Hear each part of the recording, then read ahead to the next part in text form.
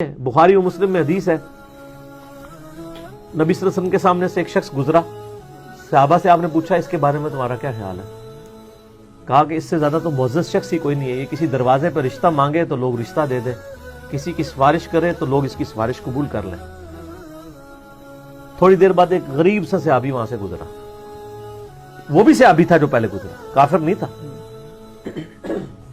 जिसके जिस्म पे कपड़े भी बड़े नॉमिनल से थे। अब फरमाया इसके बारे में तुम्हारा क्या ख्याल है? कहा ये जिस दरवाजे पे जाए धुतकार दिया जाए, किसी से उसकी बच्ची का रिश्ता मांगे तो उसको रिश्ता भी इसको देने के लिए कोई तैयार ना हो, तो ये बड़ा इस तरह का है।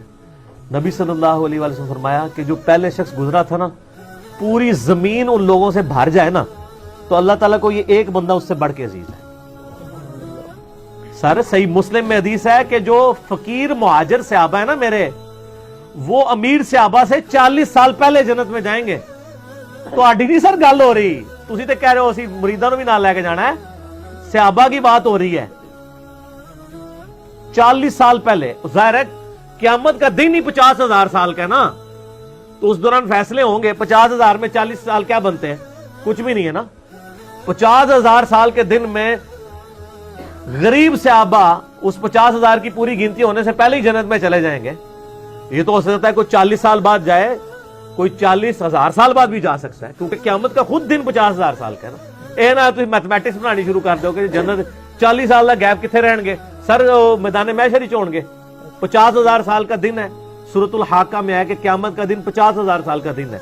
तो उस 50,000 साल के दिन के अंदर भी सब लोग इकट्ठे ही नहीं जन्नत में चले जाएंगे। जो गरीब सहाबा हैं वो अमीर से 40 साल पहले जन्नत में जाएंगे सर। तो ये इसीलिए नबी अलैहिस्सलाम ने फकर की जिंदगी इख्तियार की है। बुखारी मुस्लिम में हदीस है, अल्लाह मोहम्मद और आले मोहम्मद को बस इतना ही रिस्क देना कि उनकी रूह और जिस्म का रिश्ता बरकरार रहे। तो आप अलैहिस्सलाम यानी गुरबा वाली जिंदगी आपने गुजारी। हत्ता कि वो हदीस तो इतनी रिकत अंगेज है जो बुखारी मुस्लिम दोनों में है, जब नबी सल्लल्लाहु अलैहि वसल्लम ने अपनी बीवियों के साथ नाराजगी 1 महीने के लिए कर ली और आप अपने घर की छत वाले पोर्शन में चले गए, हजरत उमर फारूक मिलने के लिए गए तो आपके ऊपर भी चादर नहीं थी, सिर्फ तहमत बांधी हुई थी। ये गुर्बत का हाल था। और वो जो नक्शा खींचा है हुजूर के घर का, वो इंसान के आंसू नहीं रुकते। और आपके जिस्म मुबारक पे चटाई के निशान है। हजरत उमर रो पड़े, या रसूलल्लाह कैसरो किसरा दुनिया के मजे लूट रहे हैं और आप अल्लाह के नबी हैं, ये सारी दौलतें तो आपके लिए होनी चाहिए। आप फरमाया उमर लगता है दुनिया की हकीकत अभी भी तुझ पे नहीं खुली। सर हजरत उमर को कहा जा रहा है मैं और आप किसी खाते में नहीं। क्या तुम इस बात पे राजी नहीं हो कि कैसरो किसरा यानी रोमन और पर्शियन एम्पायर के जो बादशाह हैं वो दुनिया के मजे लूटें और हम आखिरत की सादत लूट लें? ठीक है, तो ये आखिरत के लिए यानी मामलात को उधार रखा गया।